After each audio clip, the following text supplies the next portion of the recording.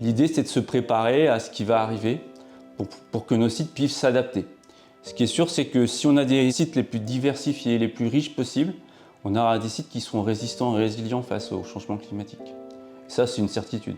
Donc l'idée, c'est de garder cet espoir en se disant que la biodiversité va se porter mieux à partir du moment où on va compter sur elle et sur le vivant. Le Conservatoire d'espaces naturels Centre-Val de Loire présente Conversation avec la nature, le podcast où chaque mètre carré compte et chaque parole porte. Aujourd'hui, épisode 1, Connaître, avec Serge, responsable scientifique et technique partout dans la région. Un podcast présenté par Isabelle. Bonjour à toutes et tous, je suis ravie de vous accueillir pour ce tout premier épisode de Conversation avec la nature. Et pour débuter cette série d'épisodes sur le Conservatoire d'espaces naturels Centre-Val de Loire, on va parler de suivi scientifique, d'inventaire faunistique, floristique. C'est le travail de connaissance. Connaissance qui constitue la première mission du Conservatoire et la base de tout le travail qui va suivre. Et pour parler de ce sujet, qui de mieux que notre responsable scientifique et technique, Serge. Bonjour Serge.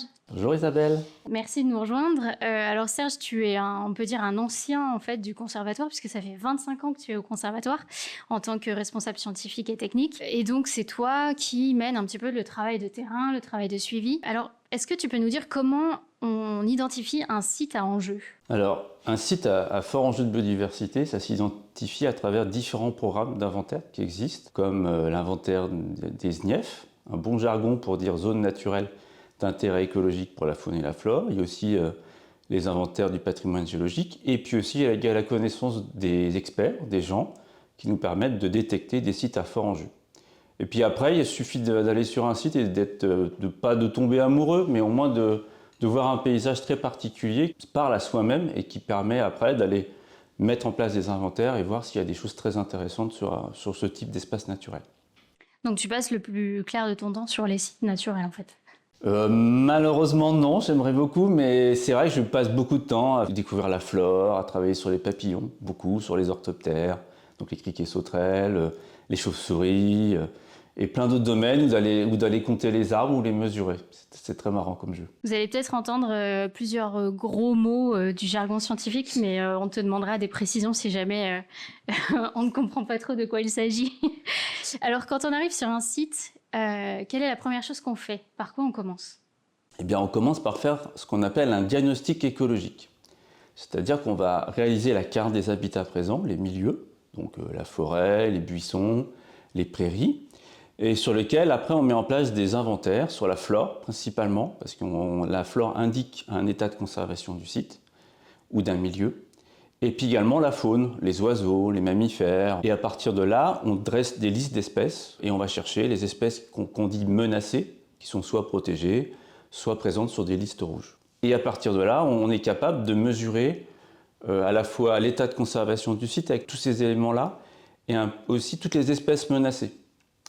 Et de ça, on essaie de mettre en place ce qu'on appelle des objectifs de conservation pour pouvoir préserver les espèces rares, les milieux rares et menacés. Et ces objectifs de conservation sont contenus dans un document qui s'appelle le plan de gestion qu'on a pour chaque site. Et donc c'est vraiment, il est vraiment primordial avant de construire ce plan de gestion de bien connaître le milieu. Oui, c'est essentiel. En fait, c'est ce que j'appelle la pierre angulaire.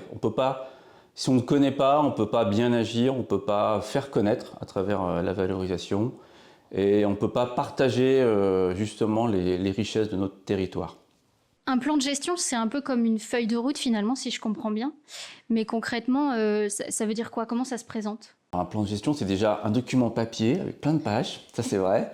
Les plans de gestion sont des documents officiels qui sont rédigés par les chargés d'études, avec l'appui des collègues de chargés de gestion, gardes animateurs ou animatrices nature. Et c'est des choses qui sont concertées avec les acteurs locaux, pour les sites qui sont notamment ouverts au public, où on a beaucoup d'usagers, et appuyés également par des experts scientifiques qui participent à la réflexion. Et tout ça est validé à la fois par notre conseil scientifique et par notre conseil d'administration, pour que les choses soient officielles et que ce ne soit pas un simple document.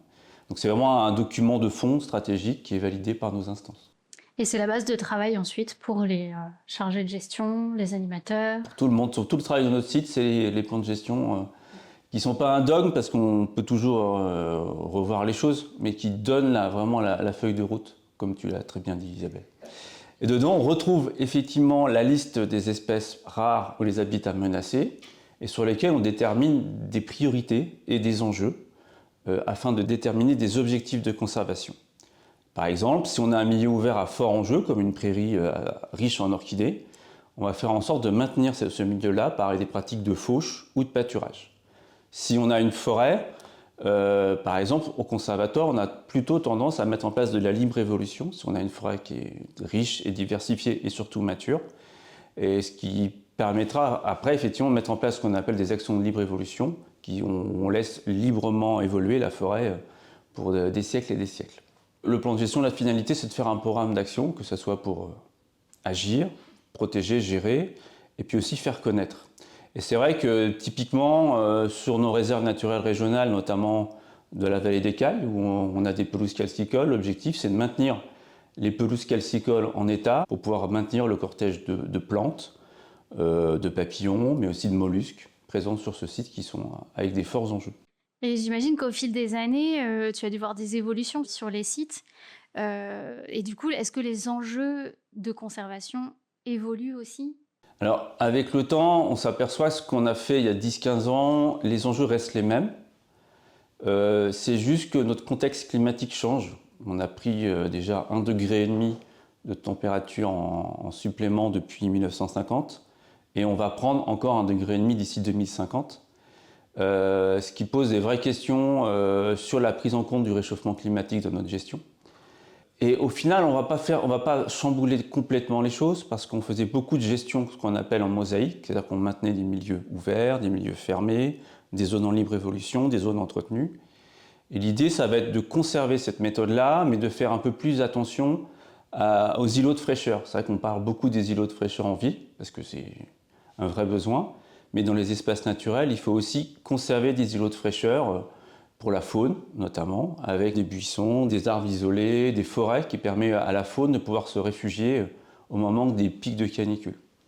Et c'est vrai que peut-être que le paysage d'aujourd'hui de nos sites va être peut-être un peu plus arboré ou un peu plus buissonnant pour justement maintenir cette variété et permettre finalement à tout le cortège de faune de se maintenir sur nos sites. Parce que c'est vrai qu'aujourd'hui, le cortège d'espèces méditerranéennes qui se maintiennent sur nos sites va être plutôt favorisé. Par contre, les espèces de milieux froids sur nos tourbières risquent de souffrir de ces nouvelles conditions, même si sur nos sites, même en plein mois d'août, on a encore des gelées matinales sur des tourbières. Et donc des actions qui étaient mises en place il y a plusieurs années sont plus forcément pertinentes aujourd'hui. Oui, c'est vrai. Il y a des actions, par exemple, de réouverture, de déboisement qu'on a pu conduire, qu'on ne refera plus aujourd'hui, parce que le réchauffement climatique et la forte chaleur qui peuvent régner va créer des dépérissements forestiers. Et il y a des milieux qui vont se réouvrir tout seuls. Et donc on va juste accompagner les sites. Et c'est vrai qu'il faut, avec nos outils de suivi scientifique, comme les indicateurs Ligero, comme le suivi des cortèges d'espèces, avec le suivi STERF sur les papillons, comme le suivi d'espèces qu'on appelle rares et menacées, comme le pélobate brun sur les mares ou certaines plantes très rares qu'on suit. L'idée, c'est de pouvoir suivre les évolutions et de pouvoir s'adapter en fonction des conditions climatiques et du nouveau régime climatique auquel nous subissons. Typiquement, l'idée, c'est pas de prédire ce qui va se passer sur nos sites parce qu'on n'est pas capable. Même les plus beaux modèles mathématiques se trompent. L'idée, c'est de se préparer à ce qui va arriver pour que nos sites puissent s'adapter. Ce qui est sûr, c'est que si on a des sites les plus diversifiés, les plus riches possibles, on aura des sites qui seront résistants et résilients face au changement climatique. Et ça, c'est une certitude.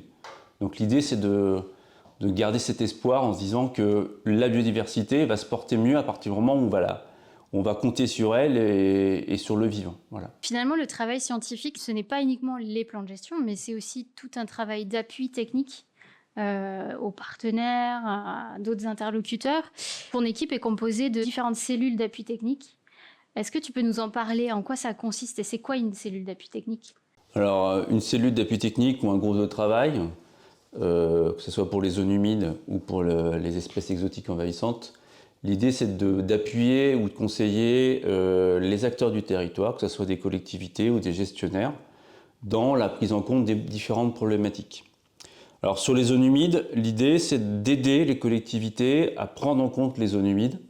Et pour cela, avec Brigitte Ruot, on va voir les collectivités pour qu'ils mettent en place des inventaires des zones humides, qu'on les aide en termes d'appui sur le foncier, c'est-à-dire est-ce qu'ils peuvent porter ou acheter du foncier, ou est-ce que c'est les conservatoires qui peuvent le faire. Et puis également, on les conseille sur les travaux de restauration. Et puis pour évaluer leurs travaux, c'est de mettre en place ce qu'on appelle des indicateurs légéraux, des indicateurs de suivi pour mesurer l'efficacité des travaux sur leur site. Donc c'est tout ce travail-là qui est fait au quotidien sur les zones humides.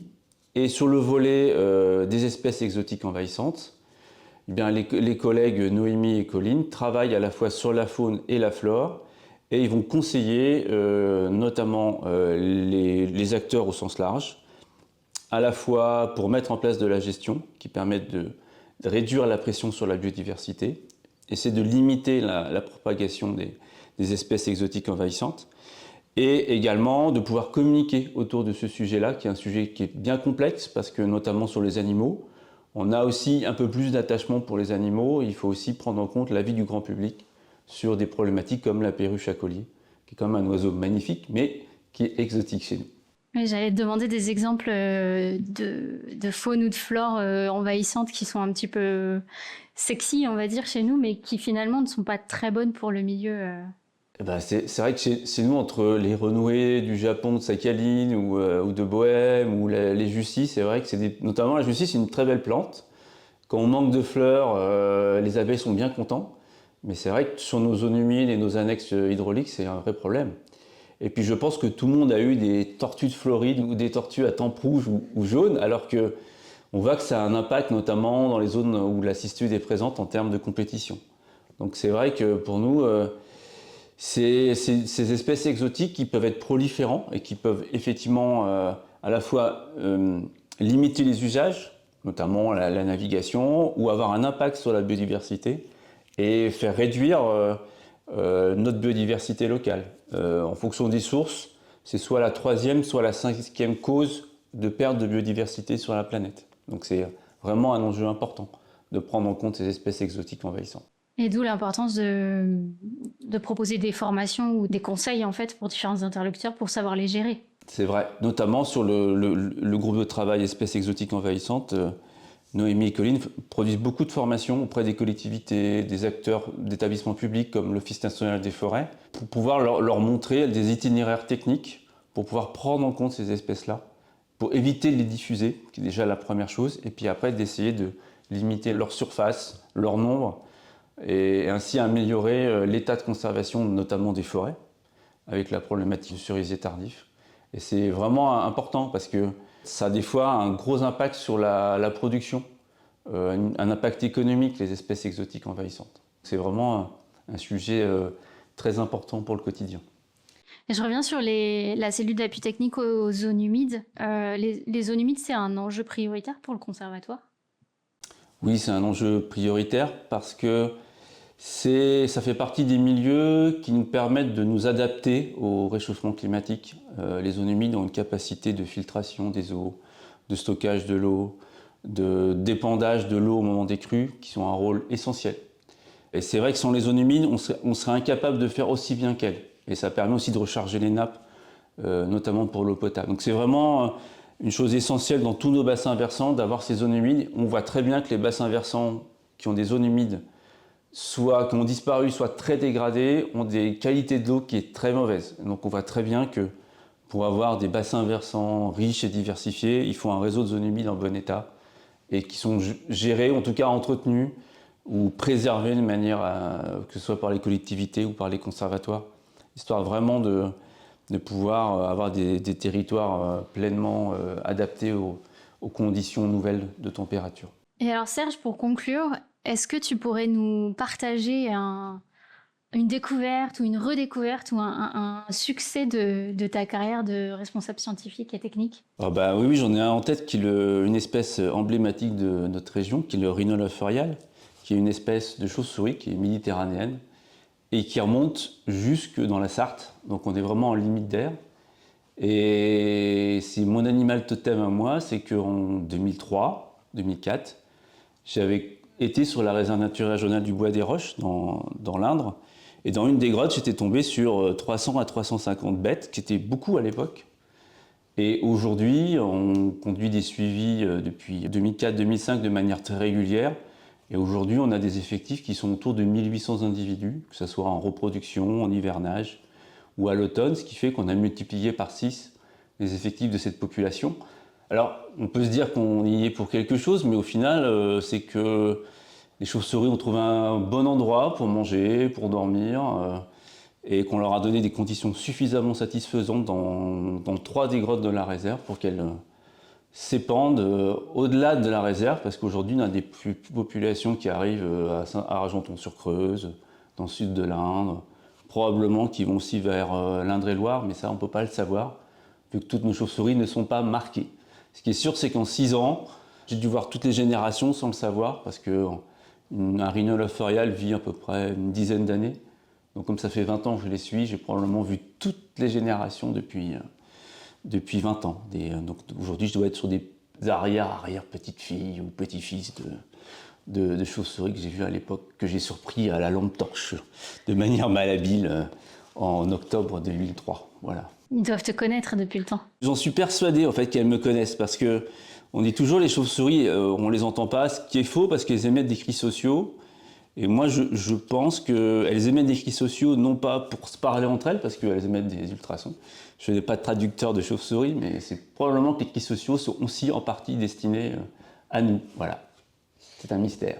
Je pense qu'il y aurait beaucoup de choses à dire sur ce sujet-là, tout comme sur les zones humides, les espèces exotiques envahissantes. Mais bon, on essaiera de faire des épisodes spécifiques là-dessus. Mais pour l'instant, merci beaucoup Serge d'avoir été là pour nous parler de tout ça, et avec passion, on le sent. Parce que c'est vraiment un sujet qui est hyper vaste, et comme vous l'avez vu, donc c'est un peu la base aussi du travail du conservatoire. Et donc on verra dans les prochains épisodes qu'à partir de là se construit tout un programme, et notamment un programme de protection via l'animation foncière notamment, mais pas que. D'ici là, merci à tous de nous avoir écoutés. Suivez-nous sur les réseaux et n'hésitez pas à commenter, et surtout, portez-vous bien. Cet épisode a été réalisé avec Isabelle Richardot à l'animation et notre invité Serge Grassette. Aux images, au montage, à l'habillage et à la voix, Anaïs Marot.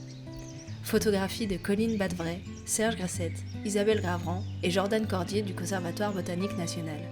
Musique, Nature Calls, par Folk Acoustique, disponible sur Pixabay. Ambiance sonore enregistrée par Serge Grassette dans le cadre du projet Sonosilva. Pour en savoir plus sur l'IGERO, rendez-vous sur www.ligero-zh.org, et pour découvrir les espèces exotiques envahissantes, gteee.cen-centrevaldeloire.org. Retrouvez également toutes nos actions sur www.cen-centrevaldeloire.org. Un grand merci à l'ensemble de nos collègues du Conservatoire d'espaces naturels Centre-Val de Loire. À bientôt!